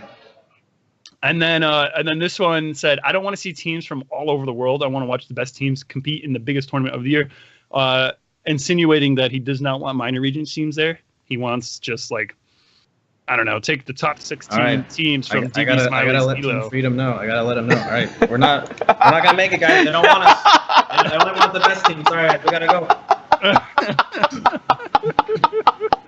Right. Well, so here's the interesting thing for all of that. Right. Some of this I agree with. Like the grand finals should definitely be a best of 7. The round robin group should definitely happen. Like those two things kind of make sense. I understand it being a little different than midseason brawl or some of the other tournaments, but like best of 7, round robin, double elimination. That seems like relatively straightforward. I don't know. I'm confused by that. Maybe because they're just playing with the format and trying to find what works best. You know, maybe we'll see something different in 2018. I don't think that's something. Like I think they all agree that like even at Blizzard HQ, so to speak, they know that that the GCWC and the MSB format is the most popular format for the fans, and it's probably the best format for determining the best team in the world. But the problem is time. The BlizzCon is only 2 days. Like how do you host the best tournament in the world? But in 2 days, that's not the players' fault. Not even just that, right? It's not the best. It's not the best tournament in the world. It's the best tournament in the world for like 5 games in 2 days in one stadium, right? And there's some games get multiple tournaments. Like World of Warcraft's got 2 tournaments, so I don't know. Well, that's my problem, right? Like that. So I understand that that's a problem for Blizzard, but Blizzard, I only care about one game. I care about Heroes of the Storm. That's what I'm talking about. That's what I want to watch. So, you know, you have to figure it out. You have to spend the time and say, okay, so maybe we have to do 2 weeks ahead of BlizzCon where group stage and then quarterfinals. And then do, you know, maybe it's only the last top 4 teams make the BlizzCon. Maybe you do a 3rd day of BlizzCon so that you can have more games at BlizzCon. Like, there's ways to accomplish it. It just, I don't know. I actually took the survey for you, Bahgz, and I agreed with some of these points needing to be changed. No, I 100% agree. Like, so my opinion on the matter is like we should have round robin. They should have that. It's definitely doable the week before to at least do round robin in the groups. Like that's no question about that. That's already not happening on the BlizzCon stage, so it doesn't matter. Might as well do round robin in the groups. Maybe do 2 groups of 8 because it's a 16-team tournament, and 1 group of 16 is kind of ridiculous, right? So you can do that like the midseason brawl. No reason why that can't happen. And then I guess like I commented on the Reddit thread I put up there, and I think like the compromise is so I don't think BlizzCon is going to go to 3 days. Maybe it will, but it's bigger than HGC, right? It's not an HGC tournament. It's but like Argy is saying in chat, it's been 2 days for so long, and it's always been like not long enough for even when you're just covering like gameplay coverage, right? Like WoW releases a new expansion, like, and then all that's going on top of whatever's happening for Diablo or StarCraft, or now that, you know, Overwatch, that IP is all going on. Like all that content, like it's not enough to go see all of it as it is. Like, and they still haven't moved it to 3 days. I don't know why that hasn't happened. I don't know if they need to maybe limit, like the compromise maybe would be to limit BlizzCon to just the semifinals and then turn that into a double elim tournament and have a best of 7 grand finals with a win. You know, I don't know. I like Argy's comment in chat, which is instead what you do is you do Thursday is just esports stuff. So it's not BlizzCon, it's just esports. Most of the people that are there to watch the esports are there Wednesday anyway. They can go watch the games Thursday. Fridays when BlizzCon proper starts, you still get an extra day of games in. Maybe that allows you to go to at least double elimination. The grand finals are still, you know, Saturday. At the end of the night, you can make it a best of 7. Like, there's ways to work through it, and maybe we'll see something happen next year. That's a good point. And then, like, you can build on that, right? So, like, say, so now you have an option on the ticket you purchase, right? So you can pay for the 2-day ticket, the traditional BlizzCon ticket, and then maybe you pay a little extra for the 3rd day. Right. I would do that. 100%. We totally would. All I know is that my team has to be a little bit worried. I haven't looked at the BlizzCon scheduling yet, and if there's something huge scheduled at the same time our matches, I can't promise that I'm going to be there for our match. You know what I mean? Like, there's so much going on at BlizzCon. I got to check everything, man. If you're a fan of Blizzard games, you're like, where do I go? How do I see everything? You know? You go check that stuff out, and I will keep your seat warm while you're gone. All right, thanks, man. I appreciate that. So continuing on through the survey here, I asked, does Korea exact the revenge from the midseason brawl letdown? Right. So most people felt that it was going to be a mixed bag, which to me is like maybe they get 2 teams into the semifinals. There was a significant portion of people that felt no, they're only going to have 0 or 1 teams in the top 4. And then the next question I asked is, which is the flip side of that, was, does EU maintain their dominance? And most people thought it was going to be a mixed bag, but there was that same exact portion that felt no for Korea, felt yes for EU maintaining their dominance, where they get like all three of their teams in the top 4. So we'll see. I think obviously the answer is probably going to fall somewhere in the middle. And then where will the top NA teams finish in BlizzCon was the next poll question I had. Roll20 seemed to be the team that generated the most polarizing predictions. Of the 501 people vote that were polled, 176 people believe that they are going to finish in the top 4. All right, they are drinking the same Kool-Aid that you are, LiQuid. They really they think Roll20 is going into the top 4. I'm telling you. And then 226 more people felt that they were going into the top 8. They would finish in the top 8. So that's like, combine that, it's like a giant portion of people feel like they're going to make it out of the group. And then even 20 people felt that they were going to win the whole thing. So 20 out of 501 people felt they were going to win it, which is not a huge percent, but it's still pretty alarming. Most people believe that Team Freedom will make it out of groups. I will say that's as far as they believe that they're going to get it. There wasn't a huge selection of a huge portion of people feeling that they're going to make the top 4. It was only 26. Wait, did anyone vote we're going to make number 1? 4 people did. All right, you tell me those names. I don't. You give me. It was anonymous. Whoever you 4 people are, message me on Twitter. You know, we got to clearly give you guys some stuff, right? Because actually, it's probably 4 of my players. Why wasn't it 5? That's the real question then, right? Right, that's the question you need to ask. Oh no. Oh, but then I had to vote too. Oh, yeah, it should be at least 6, right? Yeah, you're right. It should have been 6. Feels bad, man. And then, unfortunately, nobody really. I don't want to say nobody, but the majority of people who voted don't feel that Temple Storm is going to make it out of groups. 296 people said not getting out of groups, to 292 saying that they will make it out and into the top 8. And then followed that question up was, where will the top minor region teams finish this BlizzCon? Almost unanimously, nobody felt that they were getting out of groups. There were, a portion of people that felt they would make it into the top 8, but for the most part, it was overwhelmingly not getting out of groups. I followed that up with just like the group questions: which teams wins Group A, which is the MVP Black group, almost unanimously MVP Black. The real question was, who finishes second in that group? And right now it's 47.3% felt that Temple Storm would leave that group, to 39.3% for CE. Group B is the Fnatic group. Where's the Deadly Kittens vote? Oh, it's there. It's it's like 1.2%. Add one more person to that vote. Deadly Kittens is making it out. Calling it out. 56 votes for Deadly Kittens, making it out of that group. So that's 11.2%. Almost unanimous for Fnatic.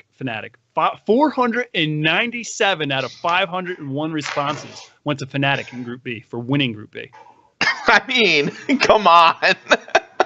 So, only one vote for Team Freedom. I'm looking at it now. It's very hard to find that pie slice. 0.2%. Look, I mean, it's nothing against Team Freedom. It's Fnatic. Like, they're winning that group. Weird things can happen. We all agreed to that earlier, but like, it's Fnatic. Here's the feels good man though. Who's finishing second in Group B? 79.4%. 398 votes for Team Freedom. So pretty dominant in that respect. 12% for Beyond the Game, 7.2 for Darksided. Wow. Moving on to groups. Closer than I thought it was going to be. Oh, really? Yeah, the 7% for Darksided, I think that's a little high. But like how much China has changed and lost their best players, it's like, wow, only 79% still think. You know what it is? A lot of ANZ fans of Trollin HGC, so they caught this survey and they just really came out to support their squad. Darksided beats Fnatic, takes 1 seed. Calling it now. Darksided beats Fnatic, takes 1 seed out. You know what though? But weirder things have happened, and they could come in with some cheese and just do something crazy to do that. Yeah, maybe. I mean, they're only best of 3, so there is a chance of that happens, right? So all they have to do is win 1 straight up, right, and then cheese their way to the second victory. So, which team wins Group C? 77.2% feeling it's going to be Team Dignitas, and then 11.8%. And now this is the so-called Group of Death, as it's been dubbed. Oh yeah, it's definitely Group of Death here. Most people feel Dig's going to get out of here.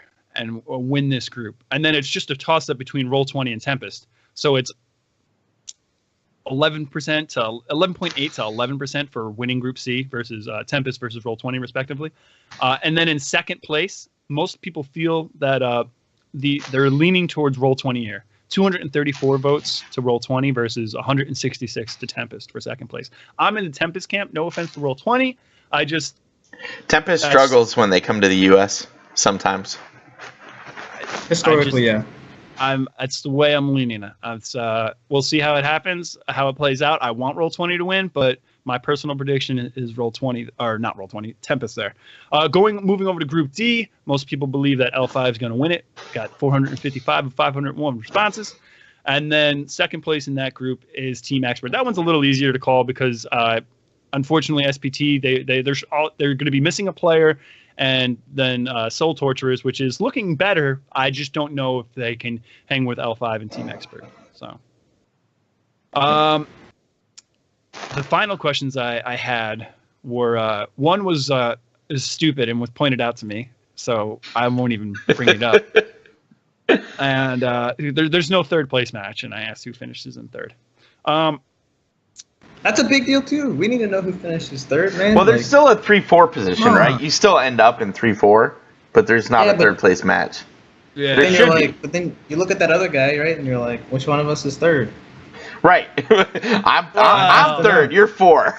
Exactly. Yeah. You're like, Historically, I had the tougher opponent. That kind of thing, right? Historically, third place matches can tend to be a little lame, so I don't hate it that much. Like there's been like the World Cup, for example, with soccer. Like historically, they're like a team won't show up because they don't really care about third place. They just want to win. That's upsetting. True though. Which team finishes in first? 298 votes for Fnatic. That's 60%. Believe that Fnatic's going to win the whole thing. And then it's really close for second place. 87 votes, 17% for MVP Black. 68 votes, 13.6% for Team Dignitas. Which team finishes in second? Also really close. MVP Black sitting at 37.1% for second place. Fnatic, obviously, if they don't win, 28% people feel that Fnatic will be finishing in second. And Dignitas with 22.4% of the votes finishing in second. And that was my poll, guys. I'm not going to even bring up the third place thing. It was interesting to see the votes we got, and how the scene feels about it. It's going to be a good BlizzCon. I agree. It should be exciting. I'm going to cover one last thing. It'll be real quick, and then we're going to sign off for tonight. Over in the amateur scene, we did have a tournament end while we were on, or actually after we did the show last week, and that was the Heroes Hype Tempo Storm Season 3 finale. Flame is Lame won that against Team Numerix 2-1. So Heroes Hype Amateur Series is going right now. And then watch for new news on that as it gets released. I'm sure there'll be another season of that soon. All right. Aether, thank you for coming on, dude. Seriously, I appreciate it. It was a good time. It was good luck. Look, we love NA. I want to see you guys do well. I definitely think you're getting out of groups, and then it's just a crapshoot to see what the playoff structure looks like, right? But I hope you guys do well. I hope the scrimming again, all of the other teams in Korea boot camping and you guys being stuck in NA doesn't hurt us. Maybe we'll develop our own anti-Korea meta. We'll be all right. It's gonna happen. We're gonna develop the silver bullet. We've got the Manhattan Project happening in LA right now. That's what's happening. Right. That's what it is. There you go. All right. So thank you all for listening to Trollin HGC, a weekly podcast about Heroes of the Storm eSports, a member of the Trolls.gg podcast network. We stream live on our Twitch channel, twitch.tv/TrollsGG, every week on Wednesday following the Nexus Trolls at 9:30 p.m. Eastern, 6:30 p.m. Pacific. Aether, if people want to follow you and learn more about you, what is the best place for them to find you at? I guess Twitter at Landon D. Baker. I know that has nothing to do with my username, and I apologize to everyone else who gets really confused about that. But if you guys like pictures of dogs and someone that tweets relatively uninteresting things, then give me a follow. You'll love it. Now, to be fair, he has a killer sword picture from when he went to Europe. So there are interesting things as well. That's not even a good photo of me. That's the real upsetting part. You got to call it by its name, LiQuiud. It's ice, all right? It was, holding it was ice. a two-handed great sword, all right? That thing was heavy, man. Steel. I apologize. And it no longer exists in the show, all right? So we got to give it its respect where it's due. I apologize. Yeah. All right. Bahgz, where can people find you? People can follow me on Twitter at Bahgz HGC. They can watch me stream on twitch.tv/Bahgz. A lot of the trolls have been hopping in, playing games with me, or just hopping in the stream and watching. I really appreciate that. I will continue to tweet it out and throw it in the Discord when I'm going live. It's irregular, so I apologize, but it's what I can do, and I have been really enjoying it. So let's keep it up, guys. As well, if you enjoyed tonight's show and are interested in Blizzard's other esports offerings, consider subscribing to the Weekly Blizz, where my buddy Guaz and I cover all of Blizzard's esports offerings, and it can be found on all podcast sources. All right, the best place to follow me is on Twitter at LiQuiudGG. That's LiQiuDGG. I tweet whenever I'm about to do anything interesting, including something Daz and I started last week. We both play random games with our wives on Friday nights on stream here at twitch.tv/TrollsGG. You can follow the channel to see that, or just follow me on Twitter and you'll see when I go live. Thank you to all of our Patreon supporters. If you like the show and you're looking for a way to support us, you can do so in a few ways.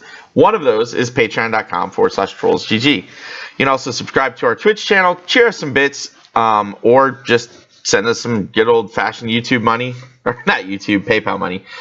You can also subscribe to our show on YouTube, iTunes, Google Play, Stitcher, or wherever you happen to find podcasts online. If you're looking for a way to support us non-financially, you can leave reviews of your shows on any of those previously mentioned platforms. Those help give us more visibility and let us know what we're doing right and what we're doing wrong. Visit our website at www.trollsgg to watch this and past shows, along with past video streams, which can also be found on our YouTube channel. Also, if you're interested in being a part of the Trolls.gg family, we are looking for a writer and a social media manager. Follow me on Twitter. I'll be tweeting out when I have more information on those, or just tweet me directly, and I'll be happy to talk to you about it. If you want to hang out with us in the Trolls community in-game, you can just type join TrollsGG in Heroes of the Storm, or you can join our Discord, trolls.gg/Discord. For announcements about the show and Heroes of the Storm eSports news, follow us on Twitter at Trollin HGC. Finally, if you need to get in touch with us, hit us up on Twitter. DMs are open, or you can email us trollin@trolls.gg. Thank you, everyone who watched us live. Thank you, Aether, for fitting us into your schedule. Wait. I tried to follow you on Twitter, and I'm getting Bob Sanchez. What? Who's Bob Sanchez? Wait. Did you do? Your name's not spelled right, man. No, it's LiQiuD. It's different. That's gonna confuse people, just to man. mess with people. I run this problem all the time, but like, it's ridiculous. I'm following Bob Sanchez now, right? And I suggest everyone else does as well. This guy seems pretty good. Now I gotta go check this guy out. A link to some spectator passes from 2012. So. Oh my God, Bob Sanchez! Why? Why Bob Sanchez? I took your name. Sorry, man. All right, so remember, LiQiuDGG. I'm going to have to go bug that Bob Sanchez guy. All right, thanks, man. Thank you for doing the show with us. It was a good time. Let's go Team Freedom. Yeah. Go Team Freedom. I agree. Let's go. All right, everybody have a wonderful night. Peace out. Bye, everybody. Thanks for coming.